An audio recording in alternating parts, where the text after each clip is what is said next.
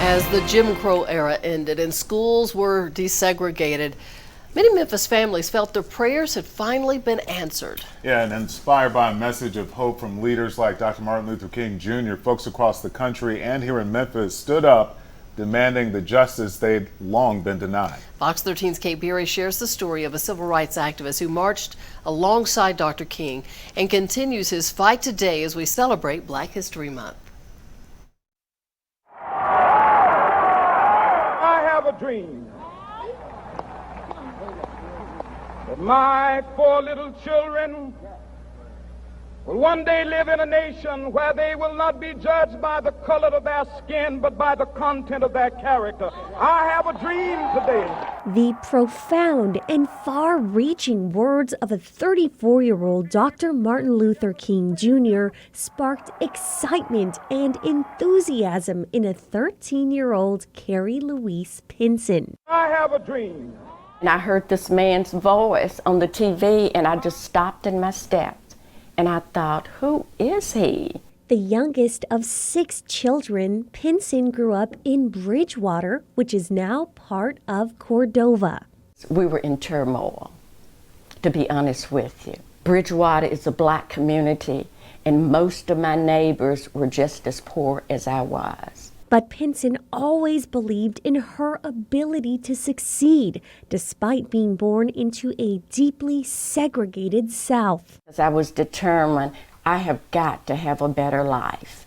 Pinson's father died when she was only 6 years old, but she said her mother's sacrifices taught her the value of hard work and determination. She would take me to the cotton field with her, and she would try to make it fun. She inspired me so much, and I don't know where she got it from because she was raised with 13 children on a sharecropper's farm. At just 18 years old, Pinson felt compelled to march right alongside the Reverend Dr. Martin Luther King Jr. in her hometown of Memphis. This was a turning point. The greatness of America is the right to protest for right. He came on TV and said, I need the residents of Memphis to help the sanitation workers. They are suffering. I remember that word, suffering. I was suffering at 18 years old, being raised in a house with no electricity, no plumbing. And so I was also suffering, so I could relate to them. The union did not believe in violence. The teenager who fought for justice alongside a civil rights icon would one day author this book, the 1968 Memphis Civil Rights Teenage Female Foot Soldier Compelled to March. He was educated enough, he was bold enough, he was brave enough to tell the white people how we were suffering. I just want to do God's will. And he's allowed me to go up to the mountain. And I've looked over and I've seen the promised land. At Mason Temple, she recalled sitting in the second row during Dr. King's famous mountaintop speech. Because I wanted to be close to him, to hear his words, this man that was so brave, braver than anyone that I ever knew. We of Memphis are deeply saddened by the tragic event that has just occurred in our city. An act of hate put a grinding halt to Dr. King's mission of progress through peace. He was shot last night while talking with aides outside his motel room. I was walking around in a daze. Pinson turned her devastation into motivation to break every barrier she could as a young Black woman in Memphis.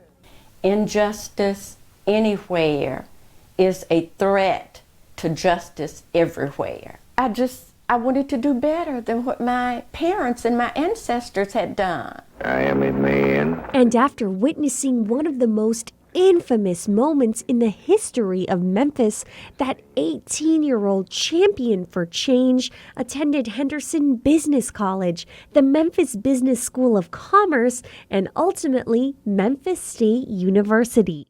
If you get a college degree, nobody can take that away from you. Dr. Bernice King and Mrs. Coretta Scott King.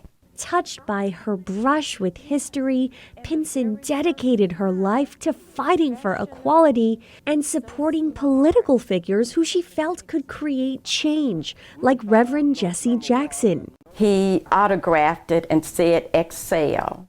She encouraged her hometown to never lose hope.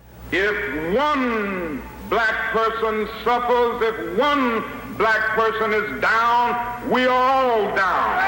And he said, fight and continue to fight. Kate Beery, Fox 13 News.